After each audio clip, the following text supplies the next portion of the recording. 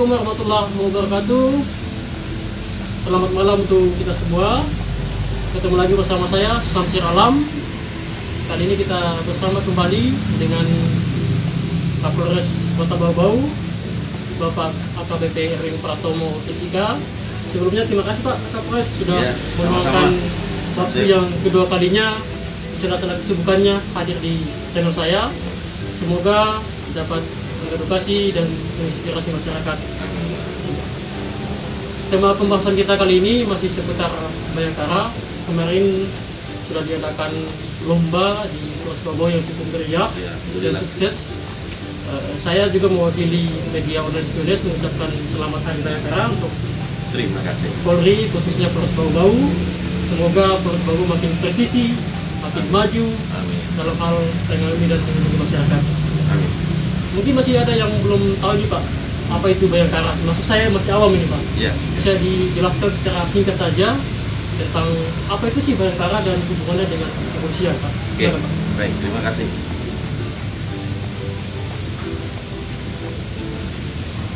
Assalamualaikum warahmatullahi wabarakatuh. Waalaikumsalam. Selamat malam dan salam sejahtera bagi kita semuanya. Shalom, swastiastu, namo buddhaya, salam kebajikan dan salam presisi. Baik, saya akan menyampaikan terkait dengan momentum di Bayangkara.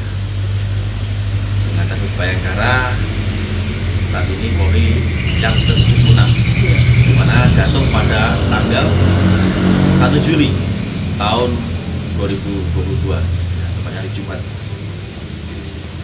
Nah, banyak yang mengira bahwa Hari Bayangkara adalah ulang tahun atau awal berdirinya kepolisian Republik Indonesia, Polri. Padahal mohon maaf, bukan. Jadi Hari Bayangkara adalah hari kepolisian nasional yang diambil dari momentum turunnya peraturan presiden Perpres nomor 11 tahun 1946. Nah, peraturan tersebut menyatukan kepolisian yang semula terpisah sebagai kepolisian daerah menjadi satu kesatuan nasional. Nah, kepolisian bertanggung jawab secara langsung pada pimpinan tertinggi, yaitu Presiden. Nah, sejarah Hari Bayangkara sebelum kemerdekaan Republik Indonesia sendiri, dalam hal ini pernah saya baca, dikutip dari Humas Polri, go.id, bahwa pada zaman kerajaan Hari Bayangkara berasal dari masa kerajaan Majapahit. Dahulu kerajaan Majapahit, dalam hal ini Patih Gajah Mada, membentuk pasukan pengamanan yang disebut Bayangkara. Jadi pada waktu itu disebut pasukannya Gajah Mada disebut Bayangkara, sehingga ya, hampir boleh dikatakan hampir semua ya, markas kepolisian dimanapun sampai ke tingkat Mabes selalu ada patung Gajah Mada. Ya, angkat keris, beliau mengucapkan Sumpah Palapa. Nah, kemudian masa kolonial Belanda, pembentukan pasukan keamanan diawali dengan pembentukan pasukan-pasukan yang juga diambil dari orang-orang pribumi. Nah, hal itu dimaksudkan untuk menjaga aset dan kekayaan orang-orang Eropa di Hindia Belanda pada masa itu. Kemudian pada masa pendudukan Jepang, kepolisian di Indonesia dibagi berdasarkan wilayah, dan setiap wilayah memiliki pusat masing-masing wilayah ini. Seperti kepolisian Jawa dan Madura yang berpusat di Jakarta. Nah, selanjutnya kepolisian Sumatera berpusat di Bukit Tinggi. Kemudian kepolisian wilayah Indonesia Timur berpusat di Makassar, dan kepolisian Kalimantan berpusat di Banjarmasin. Berbeda saya sampaikan di sini ya, yaitu pada zaman Belanda yang hanya mengizinkan jabatan tinggi diisi orang-orang mereka.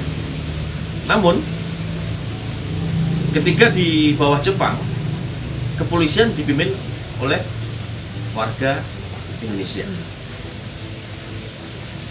Meski menjadi pemimpin, orang pribumi masih didampingi pejabat Jepang yang pada prakteknya lebih dikala itu berkuasa.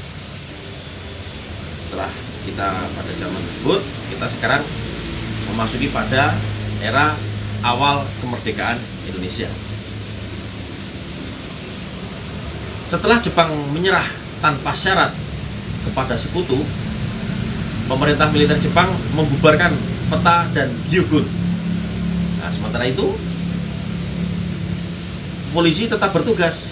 Nah, suatu kebanggaan di kala itu, termasuk waktu Bapak Soekarno-Hatta memproklamasikan kemerdekaan negara Republik Indonesia pada tanggal 17 Agustus 1945.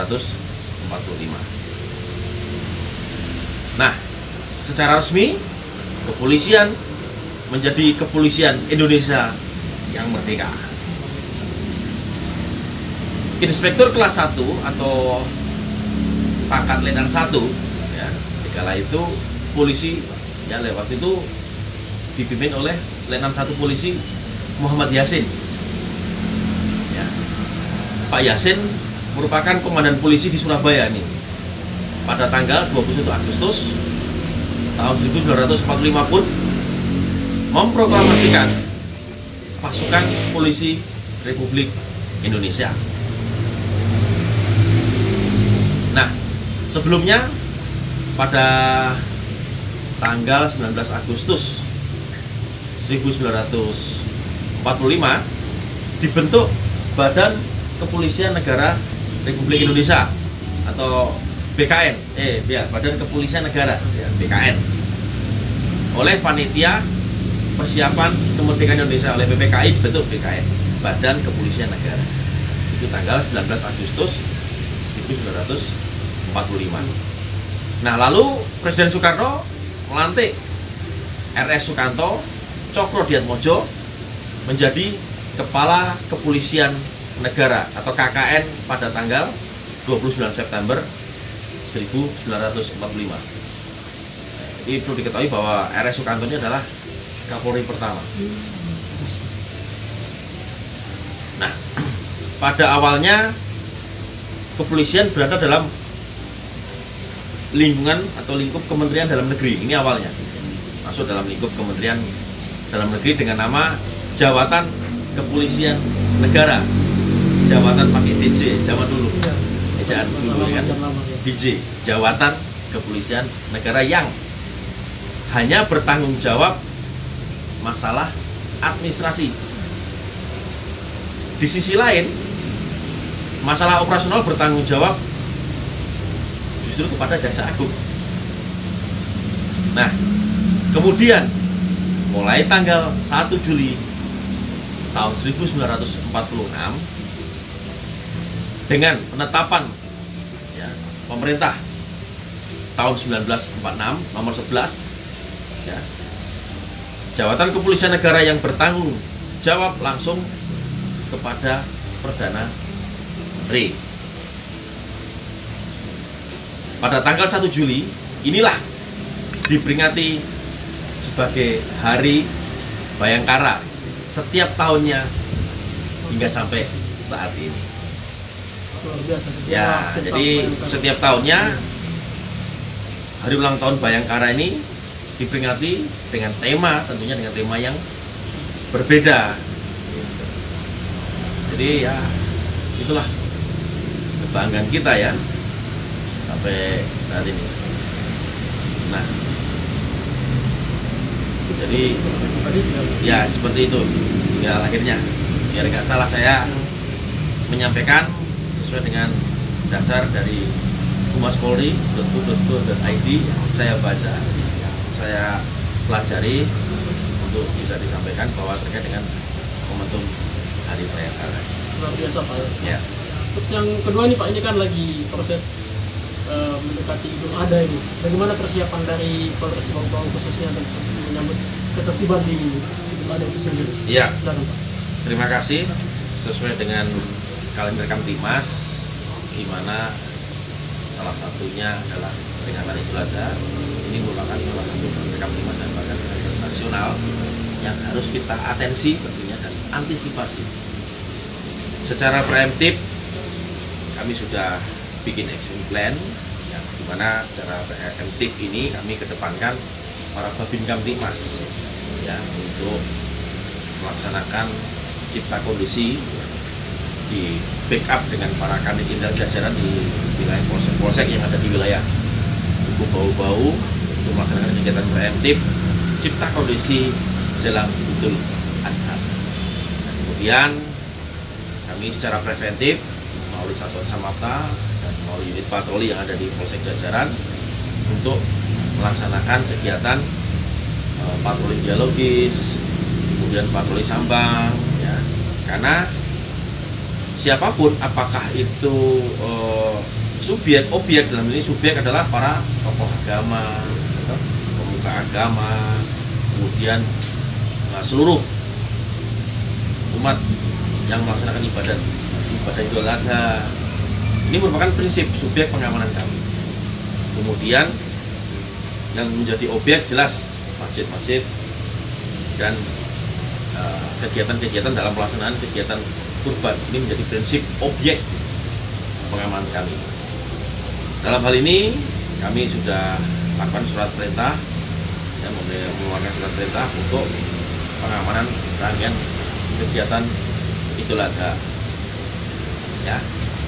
Jadi kita bagi tugas secara rayonisasi. Yang pertama kita datakan tempat-tempat ibadah, lokasi-lokasi yang akan dilaksanakan nanti pada saat untuk pelaksanaan kurban. Nah, disitulah kami, setelah hasil kami petakan, kami dorong personil ya, baik di Polres maupun di polsek-polsek untuk mengamankan rangkaian kegiatan Idul Adha mulai dari sholat Id, nanti juga pada saat pelaksanaan kurban ya, harapannya ya rangkaian kegiatan pelaksanaan Idul Adha dapat berjalan dengan aman, lancar dan tentunya damai. Nah, itu yang penting, damai dan berintegritas ya. Seluruh warga masyarakat wajib mendukung keamanan dan ketertiban di lingkungan masing-masing. Ya. Terima kasih Pak Mas atas waktunya. Sama-sama. Bincang-bincang di channel saya. Semoga dapat edukasi dan menginspirasi masyarakat. Terima kasih juga sudah menonton, para penonton. Sampai jumpa di video berikutnya. Wassalamualaikum warahmatullahi wabarakatuh. Selamat malam. Salam presisi.